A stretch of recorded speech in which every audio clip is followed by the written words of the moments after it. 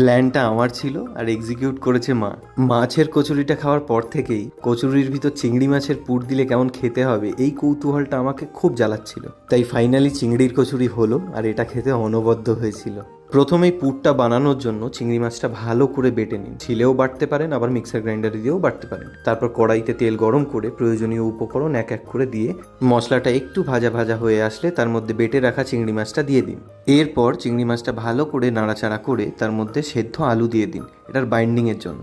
তারপর মশলার কাঁচা গন্ধ কেটে এলে এটাকে নামিয়ে নিয়ে কচুরির মধ্যে ঠিক যেভাবে পুর ভরে ওরকম পুর ভরে ভালোভাবে যত্ন করে এটাকে বেলে নিন। তারপর কড়াইতে তেল গরম হলে তেলের মধ্যে এক এক করে কচুরিগুলোকে দিয়ে ভালোভাবে ভেজে তুলে নিলেই চিংড়ির কচুরি তৈরি হয়ে যাবে। এটা খেতে এত ভালো হয়েছিল যে এর সাথে আর অন্য কিচ্ছু লাগে না। এটা নিজেই নিজেকে এত ভালো কমপ্লিমেন্ট দেয় যে অন্য কোনো কিছুর আর প্রয়োজন হয় না। তাহলে চটপট বাড়িতে আপনারাও বানিয়ে ফেলুন আর প্লিজ চ্যানেলটাকে সাবস্ক্রাইব করে দিন।